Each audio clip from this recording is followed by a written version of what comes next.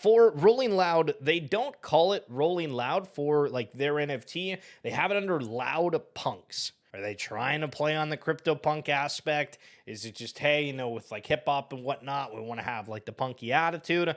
I'm not really sure. We'll call Mr.Rolo here in a minute. Loud Punks by Rolling Loud. Loud Punks is the Genesis NFT collection. Interesting whenever somebody uses that term. Created by Rolling Loud and represents Rolling Loud's first major step in the world of Web 3. Loud Punk, or Loud Punex, I should call it that, is a collection of utility-enabled NFTs.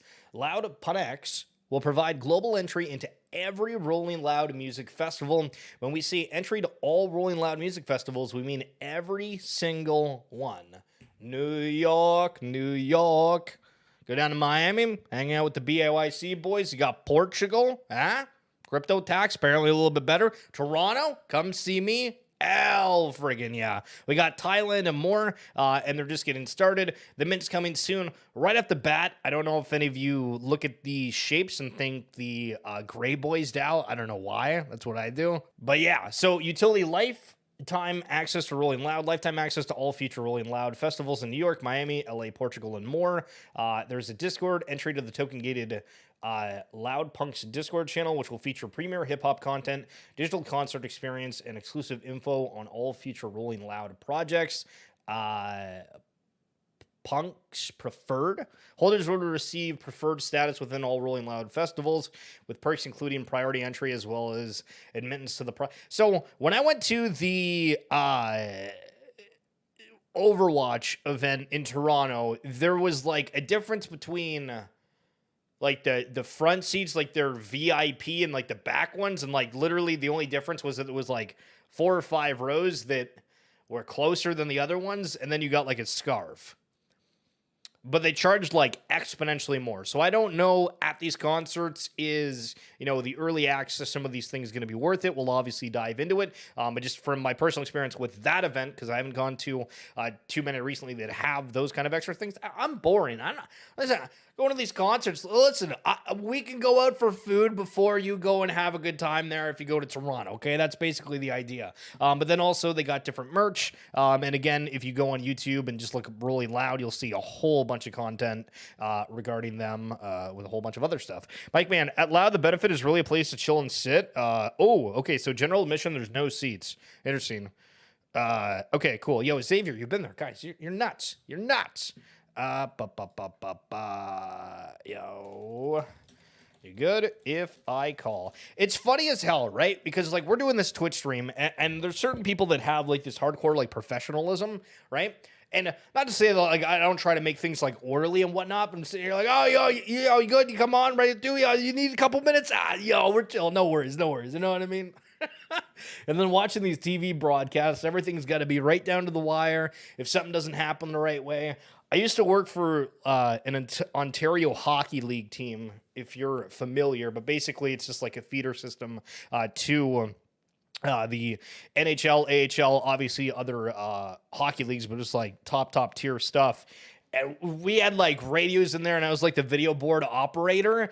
And man, some of the absolute panicking that the people that were like the managers, if certain things didn't go right, or they're like, yo, I know we did this ice activity, but can you please get the kids off the ice? The teams are coming back in 10 seconds. I need you right now to get going. It's golden. It's absolutely golden.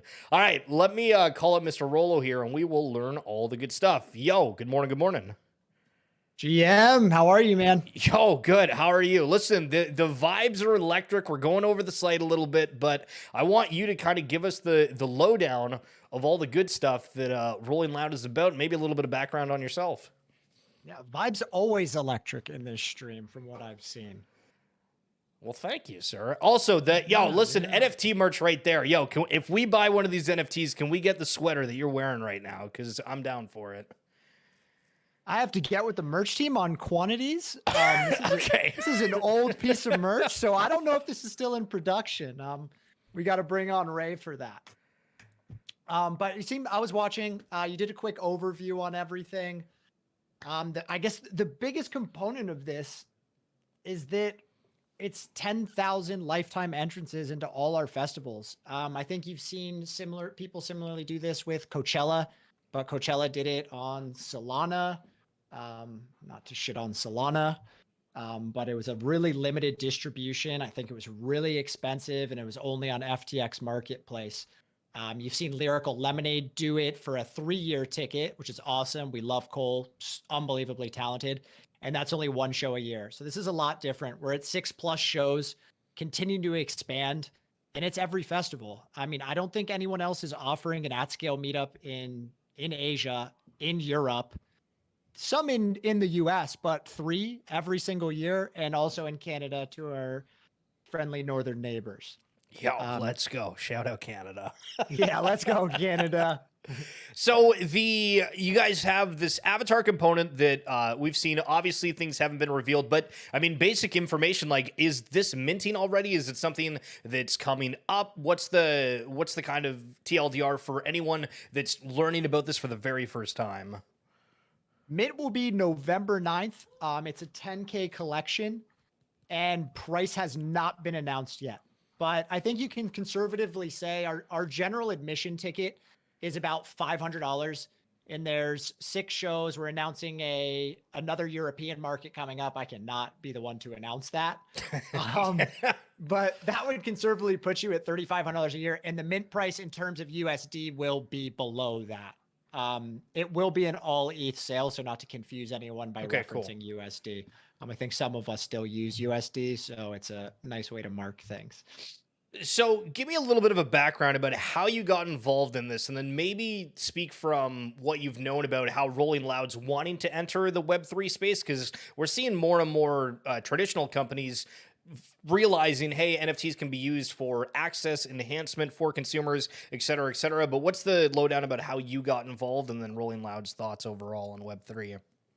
Tarek's been involved with crypto probably since like 2018, and then the whole NFT craze. And we were kind of watching from the sidelines.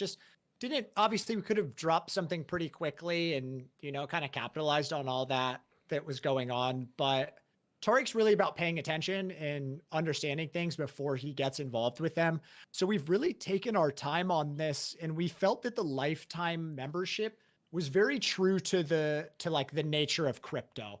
To the nature of now we call crypto Web3, I don't know how long you've been in this space. Yeah, I feel awkward saying certain things. It's like, okay, we would say crypto, Web3. Yeah, I feel like, I guess we say Web3 now, who knows what we're calling it next year, but crypto Web3, whatever it may be. So we just wanted to really understand the space before coming in. Me personally, I got involved 2016, 2017, how I think most people do with Bitcoin. And then that led me to looking into Ethereum, and I stay within the top coins for the most part. Maybe during the bull market, that's not fair. In 2016, 2017, I had a lot of shit coins. They're now zero. But that's where I've had my start. So I've been in crypto a while. I'd say I'm probably stronger on the crypto side, and like the more 10,000 foot view macro, and like the true, I guess, tenets of crypto. Kind of that more like libertarian ideas behind it, managing your own money, managing your own assets. That's my views on these things. Well, Randy in the chat here is saying, you guys wait until the perfect time. Rolling Loud is reviving the space. And I think for myself and anyone that's been kind of following the channel for a little bit, we've had, a lot of different projects come around and done interviews, but realistically they're projects, right? It's not necessarily always full-blown companies that have had success outside of the, just selling an NFT for it. But the fact that you guys are now jumping into this and you're having 10,000, but you're calling it a Genesis. So is this going to be kind of a time locked thing? Is it something that you think, hey, there's going to be extra utility beyond just the access for the next couple of sessions you have? Yeah. How does that all work? Or do you think that, hey, we're going to do 10,000 and that's going to be it? In terms of anything we release that has this much utility, this is the very, very top of the collection. I think over time we will release lower entry points into our Web3 universe. but nothing's ever going to touch this. This is absolutely the top of it all. There will be very low entry points for people that are more just Web 2 native, because it's almost like we have two separate things going on here. We have like our true Web3 crypto native collection in Loudpunks. Like the sale is only in ETH. It's going to be held in a non-custodial wallet. Like that's very true to the space. But then we're going to have another half where we need to get more people involved, and we have a responsibility to do that as a large established company. So that'll be probably more through a custodial system. Probably will look similar to what we can kind of speculate on what Starbucks is going to do.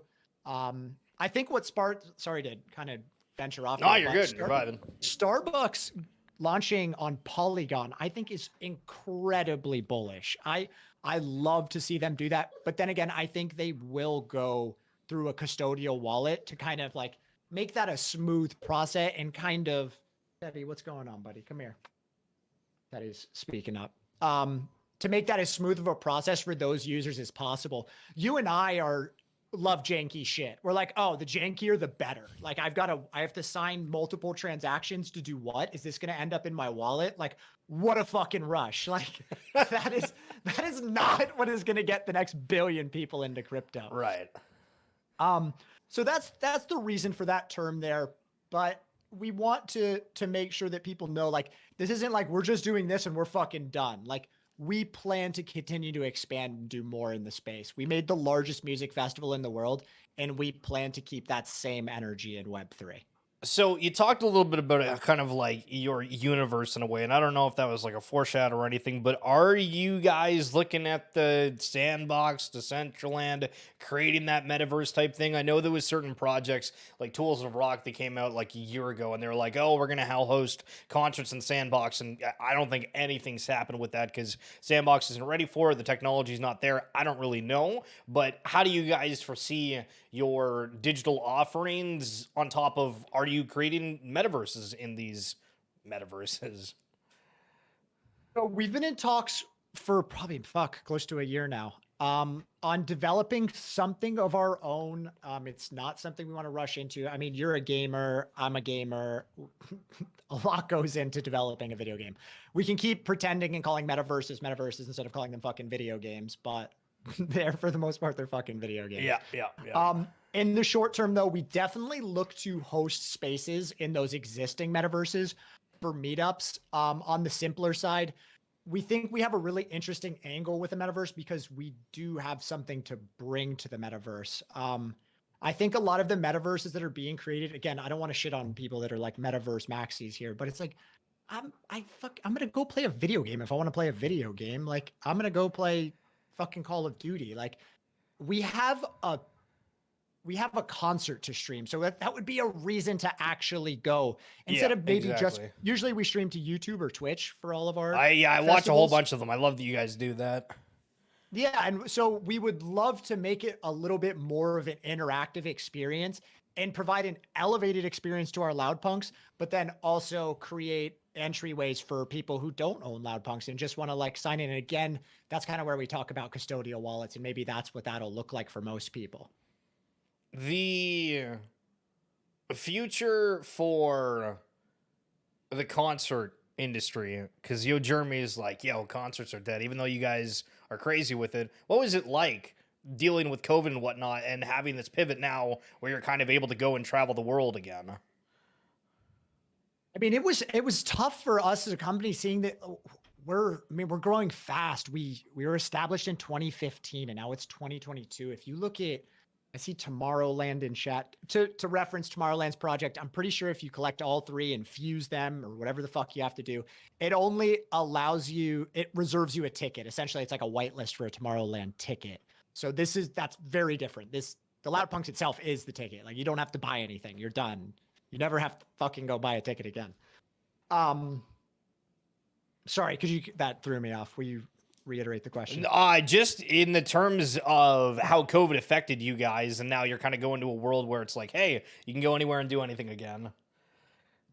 Yeah, it was tough for us because we're, like I said, 2015, we're young and we're growing fast. So it kind of slowed us down a little bit. We were pretty quick to come back, but now We're back on it. We announced that new Thailand show. We have another Europe show being announced. Portugal was our first year there. Toronto was our first year there. So we're excited to be back out in the world. But I think it also gave us a lot of awareness, not just Rolling Loud, a lot of other corporations and companies and people. Like, we need to be able to create a digital space as well, so that not only do you have access to more people, but it's like, God forbid you can't leave your fucking house again. Hopefully that doesn't happen again. But to be fair, I feel like it was a good time for the gamers. I mean, all the boys were back on Warzone. It was quite a vibe. Not wrong. Well, okay, so here's a little bit of a weird one for you. I'm going to assume no, and you're going to tell me if I'm wrong. Are you guys thinking of doing any kind of Rolling Loud digital currency? I mean, of course, it gets talked about, but at this time, no. I think with new Web3 native companies, there's a lot. I don't want to say less at risk, but we're not going to be the pioneers. Okay, that's not our place in this world. But there could be some like interesting angles where it's just a loyalty component, but we'd like to get more clear regulation and see where all that kind of pans out before doing anything too crazy. Well, so did you see the news about the SEC looking into like Bored Apes and all that kind of stuff? Was there any kind of internal meetings or anything that you talked about with other team members when that happened? Or was there anything that you guys were looking at doing that you're like, hold on, we're going to wait until that gets settled? We've had talks with people, and it doesn't, that happening wasn't what caused us to be like, whoa, like we're not doing this. It's just, it's always been very preliminary. We need way more clarity from the SEC if we ever fucking get it before we're ever going to move into that kind of style of thing. Well, I mean, so another component of this that I'm kind of thinking is that, you know, for some of these bigger collections, they're looking to other companies that have something to offer, which, I mean, Rolling Loud would be a perfect example. And so let's say, hypothetically, Bored Apes reach out, hey, we're looking for a collab of some sort, Gutter Cat Gang, you know, name whatever collection you want, 10KTF, list goes on and on and on. Is that something you guys are looking at, or do you kind of see yourself right now as kind of your own entity, maybe partnerships down the line? So we're absolutely, one second. We're absolutely open to collabing with other projects. I think there's a lot of, I mean, you're definitely aware of this. There's so much tribalism in the space. It's almost like we took some of the worst parts from crypto and brought it to NFTs. Yeah. It's terrible.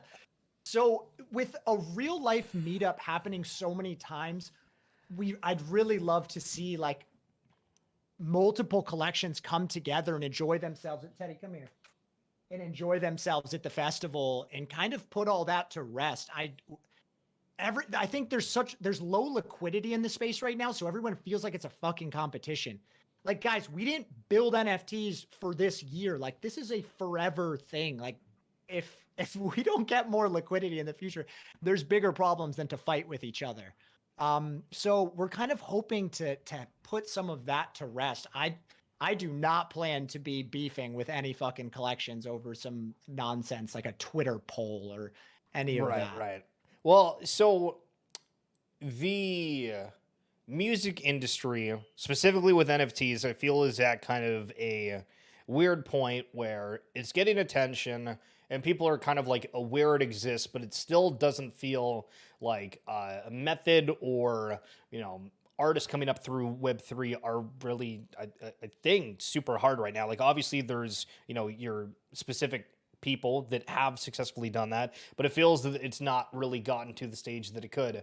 Are you bullish on music NFTs and artists doing that kind of thing, or what's your thoughts on it overall?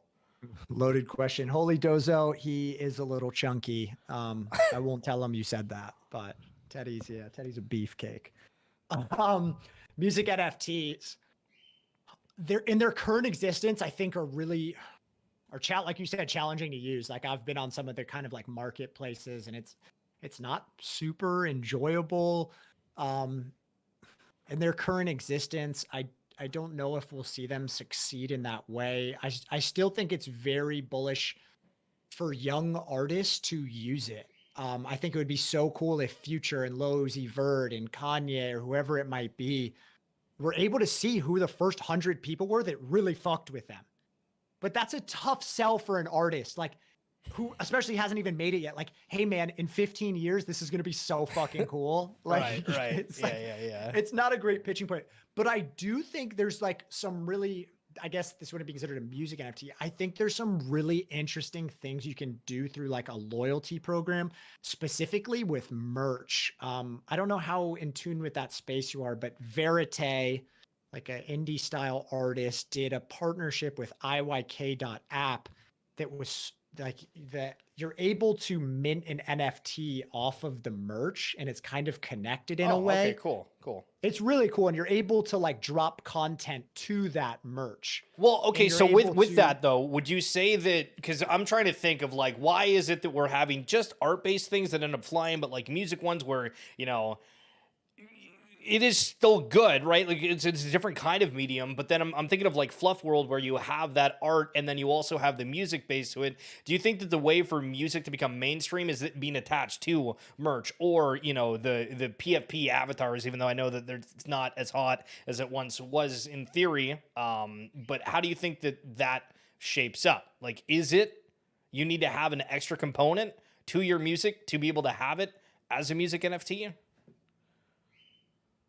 I think what holds that space back a lot is like the complexity within music itself, like the publishing rights, and like there's so much legal shit there that I think that is a really challenging component to bigger artists coming into it. And then also your bigger artists have so much leverage already. Snoop. They don't get fucked over in the negotiations as much, so they're not as affected by this power imbalance. So it's like if you have a ton of tiny artists come up on it, like it's great and they're making more money, but is that going to cause real change? Like you have guys like Koopa who can speak to this much more than I can, honestly. And I'm trying to understand that space more. Proof Moonbirds did like a deep dive on music NFTs, and I've kind of been going through that more and getting on those platforms.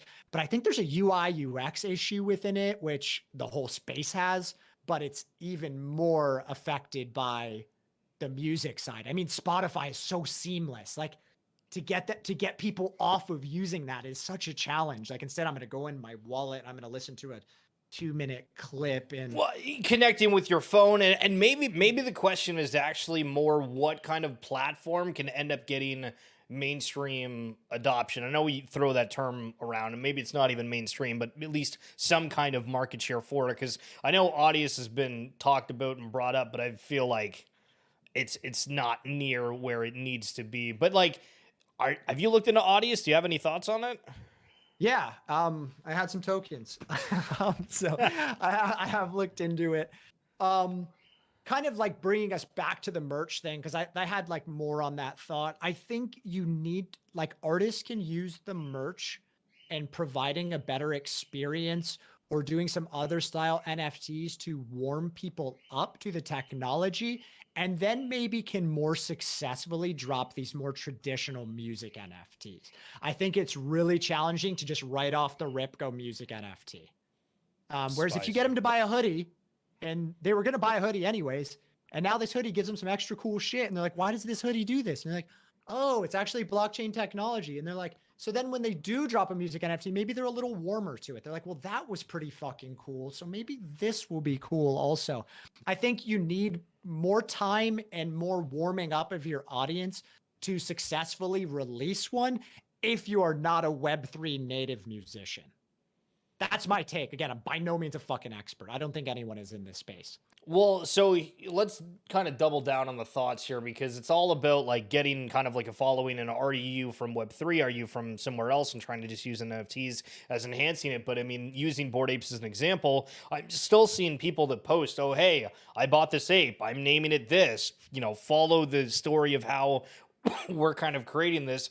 Do you think that that's going to be kind of like the first catalyst? I mean, Spotty Wi-Fi is a person who's used like the CryptoPunk as, hey, here's like the symbol around everything that I'm kind of like doing. Do you think that that is what we're going to see in terms of like the first adoptions? Because I mean, the Eminem, Snoop, and all that kind of stuff, like they've already kind of like made it, right? But for the new people coming up, are they going to have to go through these channels of, hey, I'm representing this bigger, tribe. I know we've talked about the tribalism thing earlier, but that feels kind of what it is because, when a lot of these collections start, Ranga right now, you post about Ranga, bam, you probably got about 500 new followers that are like, oh, you like my bags, you're pumping my bags, I'm going to pay attention to what you're doing. I fucking love your music. It's like, yeah, I hear you. And I think that's one of the tricky parts of coming up through, like, you can get with the communities to prop you up, but are those people, do they really even like your music, or is it just like you said, it's like, oh, they're giving visibility to my bags. And so I hope going forward, that's not what it takes, but maybe in the very short term, that is what it looks like, because right now, you almost have to sell to the Web3 crowd. It's tough to, as much as I'm like a crypto evangelist, crypto's not an easy sell. And that's why I think you're seeing Starbucks kind of obfuscate, I don't even know how to pronounce the fucking word, kind of like hide that it's an NFT and hide that and just let the technology speak for itself. But yeah, like you said, I think unfortunately you do have to kind of come up through a collection to kind of be your loudspeaker to get it out there, whether that's a good thing or a bad thing. I think it has its upsides and its downsides. Verite, to reference it, I think she got really into Web3. She really embraced the culture of it. And I think that's partially why her drops are doing really well within it. And you can't necessarily ask everyone to do that. Some people, it's just not as interesting. People don't want to talk about a digital currency being the global settlement layer. Like, that doesn't get everyone going as much as it does me. So maybe that's what the playbook looks like at the moment. And that's partially where we kind of see Loudpunks maybe potentially being like an incubator or a launch pad. So we can kind of consult with people and talk through it, make sure they're there for the right reasons, and give them a safe way to enter into the space and not have potentially a Chris Brown situation. I don't know if anyone's familiar. Like, the Chris Brown situation was not pretty. Right. Well, I mean, I know we only got a couple more minutes here, so I'll try to make it quick. But for you guys, as Rolling Loud, do you want to be known as the #1 music NFT, or do you think that, hey, this is just something that we want to do to enhance for our concert goers? I mean, are we a music NFT? I always. I mean, that's something that I was kind of like thinking about after I question music NFTs as a whole, because it's a song, right? But would you lump somebody who provides concerts as a music NFT, or are they separated? I don't think I can be the judge and the jury on that. You'd probably have to ask music NFT people, but I don't. Fair. Guys, if you're watching, by the way, any thoughts here? Would you consider the Rolling Loud NFT a music NFT or just an access NFT? Because I mean, I guess like access is given, but would you also lump it in there as a music NFT? We'll see. Yeah, and then for example, like, we work with a lot of artists. If we drop music, if we give sneak peeks to our people, like, are we now a music NFT because we're doing more than access? Like, right. I again, we're in our infancy with all this stuff. So it's, as people, we always want to label things and put it in its box, but no one's, our shit's different. It's going to be different. I think people, if we tried to call ourselves a music NFT, people would be mad. And if we tried to say we're not a music NFT, people would also be mad. If you approached 1 million people and said, Rolling, is this a music NFT or not? Layman people would be like, yeah, this is a music NFT. But if you go with the experts, they'd probably be like, no, this is not a music NFT. So who fucking knows? Damned if you do, damned if you don't. Guys, yeah. I've thrown down the Loudpunks NFT Twitter handle as well as Mr.Rolo here. But kind of final thoughts here for anyone that might be tuning in a little bit late and just a general kind of wrap up. What is the Rolling Loud NFT and how can people participate if they're wanting to pick one up? All right, so mint date will be November 9th. Loud list spots, a Loud list, as you may know it, are still being distributed. So through Twitter giveaways, Discord giveaways, partnered collaborations, and then probably in more than half are going to be done through a pre-mint raffle. So, I mean, most of us have done the drill. It's going to verify you have a certain amount of ETH, that you're following the Discord, that you're following the Twitter, and you will be entered into a raffle. And that will get your Loud list spot. And after the Loud list and the wait list, there will be a public mint. And then you will be able to get one there. And if not, you'll be able to go through secondary on all your major marketplaces. Love it. Well, listen, sir, I appreciate you coming by. Hopefully we'll have you on again sometime soon. Enjoy the weekend because we're approaching that. But again, thanks so much for popping in. Bonjour, I really appreciate it, man. Love the show. I've been lurking. I will continue to lurk. And hopefully once I'm back to playing video games, I had twins 9 months ago, so I'm a little rusty. I'm peak bot right now. Hey, listen, you're good. You're good. We're getting everybody back into the gaming scene. You let me know whenever. I got time for you. All right. I appreciate it. Thank you, guys. All right. Peace, peace. Peace. Yo, banger done. Okay, so what do we think about that? Interesting. I mean, so it's so difficult, I feel, to break things down more so, right? Because when we have your traditional NFT project before, it's like, okay, what's the style of kind of the art? What's the grander vision with it? What are, you know, the emotions of the team? What are some of the things that happen, right? Like, give me a little bit of a lowdown behind the scenes. But with this, it's already like established. It's just, hey, this NFT is going to, you know, be an avatar, but it's also going to be lifetime access to concerts that a lot of people want to go to. And so we try to flare it up with the questions there, and hopefully you guys enjoyed that. And thanks so much for the new follows, by the way. I know a whole bunch of you guys dropped in here for that, including Wesley. But yeah, so it's not Punex, it's Punks. I figured that was going to be the case. But hey, listen, we tried, and we wanted to make it kind of cool. All the way back, bringing it full circle. Don't forget the Fanceroni pepperoni, baby. Yo, it's a banger. No capper. So we